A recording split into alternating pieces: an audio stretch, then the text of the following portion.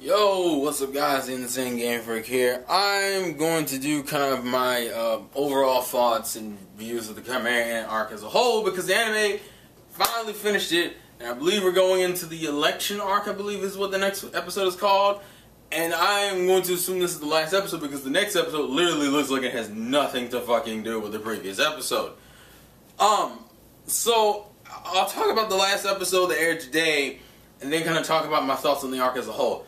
The episode today kind of leaves a very confusing. If I had to describe this week's episode in a word, it'd be confusing and kind of illogical. Now, I understand that the Chimera arc took a while to finish because Togashi took breaks, did a chapter once a year. It was fucking insane. I'm exaggerating, I don't know specifically. But it kind of shows in this episode, particularly because it feels like he kind of just did shit and didn't really give any context for it. Let me give you an example. The first chunk of the good section of the episode has a lot to just kind of deal with Welfing, the girl that was hanging out with Leo and the dragonfly Chimera and Beezif. And then the crab dude, I think his name is Bravado. That might be, I might be wrong, but I think his name is Bravado, the blue crab character. They were kind of talking about the whole, how everything happened, pretty much the aftermath stuff. And then when you got into actual characters and dialogue, you get that shot. And it's a very confusing shot because Welfing's like, I'm gonna go look for Jaro, and the girl who I didn't know had any fucking connection to Jaro wants to go look for Jaro too. And Beezif obviously at this point is a wanted criminal because of the whole falling out situation. It technically wasn't his fault, but he was doing some shit anyway. I didn't really question Beezif. The girl, I don't understand why the fuck all of a sudden she's interested in looking for Jaro. That character wasn't even focused on, let alone we knew she had a connection to Jaro in the first place, so that confused the shit out of me. Then you see the blue crab character who's helping out this little ant girl back in NGL. Like, they're apparently going to stay in NGL, and he's just like, well, I'm going to help her. We find out later in the episode the reason why he even bothers is because of Ikago not killing him, which confuses me because I don't know how he would know Ikago tried to kill him when he wasn't really aware of Ikago to begin with, if I remember correctly. Well, not specifically Ikago. So I don't understand why he felt like he owed him anything, or how he would have known after the fact. Whatevers. The other thing, the ant girl, who we find out later in the episode is the little girl back from the beginning of the arc, who's with the brother who's reincarnated as Colt, while the little sister was, I guess, reincarnated as this ant girl. Even though I don't think we've seen this ant girl, I think this is like either I think it's the first time we've seen her focused on. Maybe she's been around, but this is the first time I remember her being focused on. Which I'm not really the whole Reina reuniting with her mother thing was okay. I was surprised NGL was so quick to fucking accept that. It was kind of weird, but whatever. I'm not gonna question it too much. It wasn't a big deal. Bravado crying at the end and going back to eat with them, I didn't understand why he would do that, unless it was implying that he remembered something, even though he says he doesn't, and there's no reason to believe he does except for the tears in his eyes, and that he kind of paused when Welfing mentioned a phrase, it's like, keep living until you're dead. And I guess we should talk about the Jaro issue I have in the first place. Wasn't it kind of inferred that Jaro was reincarnated in Meruem? Or was that the only one who got that impression? Because if that is the case, then who the fuck are they looking for? Even during the arc when Welfing went to go talk to Jaro, it was implied as if that he knew Jaro was Meruem and he was gonna go talk with Meruem. And then he's like, at the end of this, he's like, well, we're going to go search for Jaro. And I'm like, are y'all, I don't get it. It's like saying the king is still alive, which I don't think he is. I think he even makes a joke about how he took out the king. So I don't get it. I don't get that. I don't get the bravado thing. The bravado thing I'm more willing to let go. The Jaro thing didn't make any sense. Why is the girl who was pregnant, who can apparently give out inabilities, why the fuck is I don't know. And then the I don't knows continue when you get to the section with Colt and this little girl that he just happens to have. Now granted, Colt's been gone for a minute, so I don't remember if he had the little girl before, so I'm not going to question where the little girl came from. Not now anyway, because I don't remember if he had her around or not. Maybe, well, when the queen died, I don't know, it doesn't matter. The point is, he's on the phone with, and I forget his fucking name, the dude who smokes the pipe. I completely forget his name. He's on the phone with him, and he's like, well, there's something wrong with Raina, meaning he's aware of his past memories, which was implied since the beginning of the arc. He's like, there's something wrong with Raina, which is obviously the ant girl. He's like, there's something wrong. He's like, why? Because she keeps saying Raina isn't her name. And then he's like, and she's like, oh no, my name is Kite.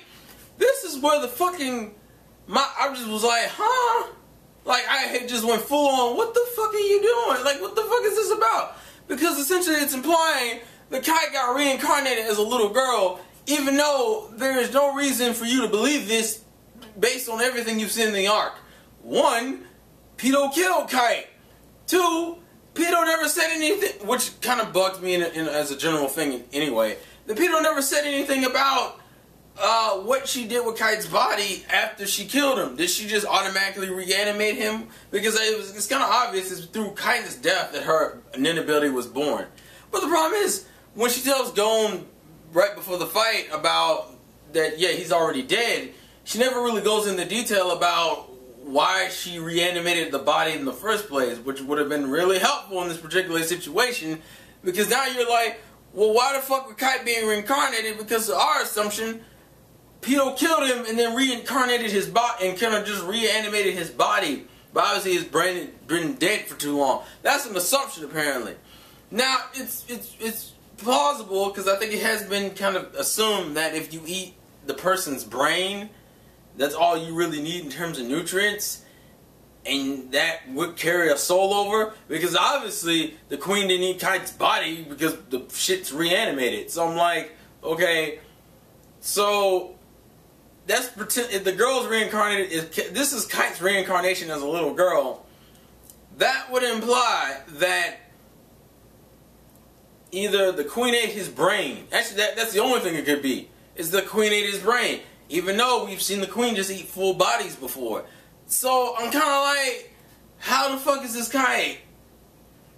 Unless you're just implying that she ate his brain, even though they never said anything about eating brains specific. Well, they've made reference to eating brains specifically, but Piro never mentioned anything about taking out his brain, giving it to the queen while reanimating the body. Because, I mean, it's way too much gray area in that situation that bugs the shit out of me. And then the shit at the end with Kahlua. The only real problem I have with this, and granted, this one I'm more willing to let slide because I'm pretty sure this probably is leading into something else, and I'm pretty sure I know what he's referring to. I'm going to bring it up just to see if anyone else has any other theory. When he says, I'm going to save you, and then proceeds to leave the hospital, but not worry about the doctors. Now he says he's going to save Gon, but he still tells, I can't remember anyone's name right now. he still tells the dude to go get the doctors. So the only thing I can assume is either Kahlua is going to go get Lelorio, who is training to be a doctor, or Kahlua is going to go find a way to get Gon's nin back. Those are the only two things I can think Kahlua is referring to, because there's nothing else you could possibly be thinking of. Again, unless the third thing is reanimating Kite, which, you know, whatever. Also, so that's my thing there. So that's the episode. The episode just left me in a very confused state, and I don't get a lot of things, so clarification would be nice. But let's talk about the arc as a whole. I don't know how to feel about the Chimera arc, honestly. The Chimera Ant arc as a whole, I do not know how to feel about it. Specifically because I feel like the best part of it is the character development on all sides. I feel like that's like the best thing it does. That's the thing it does right. Fully. Is it has really good character development, whether we're talking about the ants themselves or the main characters. I will say my least favorite character in this arc is Gon. I'm gonna get a lot of shit for that. But he's like, because that second half, he just became so aggravating to watch. Like, seriously, if you had to say who is your least favorite character in this arc, I think mine is Gon. Overall, I think it's Gon. Because, oh no, I'm lying. It'd probably be Poof. I'm full of shit. I'm sorry. Fuck you, Poof. Go die in a ditch. Gon was just not likable this arc. For a lot of different reasons. He comes off insanely... Like, he came off selfish to the point in which I kind of looked at Killua and be like, Killua, why are you even dealing with this shit? Especially in that later half. It was like, damn, you're just being a... It's like he's just being a dick. And I'm not saying he isn't just... Well, no, there's no justification for being a dick. I'm just saying I can understand why he's being a dick, but it's still not enjoyable to look at, and he still comes off... that nigga, he needs to grow the fuck up. I don't know why I looked at Gon in that second half of the arc. I was like, Gon, you need to grow the fuck up. Like, yo, seriously, dog. It just kind of pissed me off. I was like, Gon, grow the fuck up. Like, I have no sympathy for Gon, like, whatsoever right now. I have none. I'm not even like, well, obviously main character, so I'm not worried about him dying. I have no fucking, I can't, I don't have no sympathy for Gon right now. Shit just got on my nerves, man. The things I don't like about the arc, and also, just to kind of address the pedo thing, because as people saw in the video, that video was very divided about why I didn't like the Gon pedo fight. I think the best way I can describe it is a fight that Togashi hyped up. Wait, and I'm saying Togashi. Togashi, in terms of his writing, hyped the shit out of Gon versus Piro, and it was to the point in which he could never fill those expectations. And I guess, in a sense, you could say it's my fault because as a Hunter x Hunter fan, I would have recognized there was no way in hell he was going to live up to those expectations. So technically, Gon and Piro would never live up to be a great fight. It would just live up to be a disappointment. There was no... The best that fight could be was okay because the hype was too strong behind it. It wasn't going to turn into a fucking masterpiece. It just wasn't. So he just handled it the best way he could, and granted, he didn't handle it in a horrible way. So, I'm kind of neutral with the fight now. I still don't think it's really a good representation of a Hunter x Hunter fight, and I don't find it that appealing as a fight in general. Also, considering he spent a lot of this arc developing characters, whether they were ants or humans, in the type of fight he gave Gon versus Piro, which is an ass-whooping fight, it's kind of hard to really be behind Gon beating the shit out of Piro when I didn't really hate Piro when she died. I mean, I wasn't in love with Piro, but I'm just saying, like I had no problem with her dying. It was just one of those, I don't really hate the character enough to be like, damn, that was beast as fuck. Because Piro deserved that shit. Like ass whoopings are the most effective when you really, really hate the character getting the shit beat out of it. Like, if a character's getting their shit rocked, it's either because you're trying to show how pretty much you're dunking them back to earth, or it's against a character you can't fucking stand. And in this case, it was neither, so the fight just didn't have that much appeal to me. So I'll say I'm in a neutral zone with the fight. I don't hate it. But then again, I didn't hate it from the get-go. I just didn't like it. I still don't technically like it. I'm okay with it. You know, it's the best he probably could have done considering what he wrote. But at the same time, I still argue that was bad writing because you wrote yourself into a fucking corner. You hyped up a fight to the point in which you could never deliver on. So that's what we got. And granted, you did the best with what you could. You know, it's still kind of a disappointing fight because of it. That's besides the point, though. Also, the training in this arc seemed kind of unnecessary. I feel like the point of the training was literally to show off knuckle, shoot, and knuckle, shoot, and palm. I think like that was the point of the training. The reason why I say that is because the training didn't really feel like it had an effect in the overall arc. I mean, when you watched, Greed Island, you could tell the training had an effect because Gon and Killua would have got their shit destroyed by Razor and the Bomber if they didn't have that fucking training. Against the Chimera and Arc, I mean, against the Chimera Ants, not so much, because it wasn't like it was that big of a difference in training. They just built up, literally the entire basis of the training, which is building up their stamina. Just, no. No. Also, the ending to this arc has just been kind of, I'm not even going to say it was bad. I honestly think the last episode would have been a really good ending. This episode just raised a whole bunch of fucking questions and confused the shit out of me, if anything. I have to say the arc as a whole, it's not my favorite, but it probably has my favorite characterization. Like, I love the characterization in this arc. I don't necessarily love the arc as a whole, though.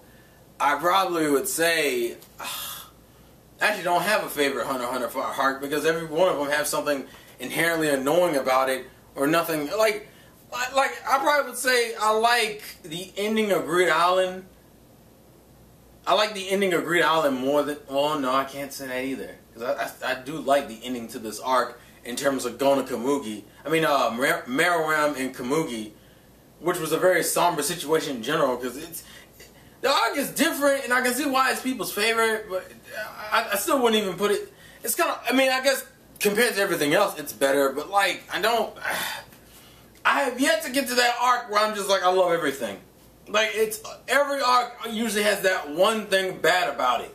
This arc shares the same similar problem I thought Yorkshire did, except Yorkshire News was still worse. But it has one of those type of endings that you don't really feel complete on. Like that's how I feel.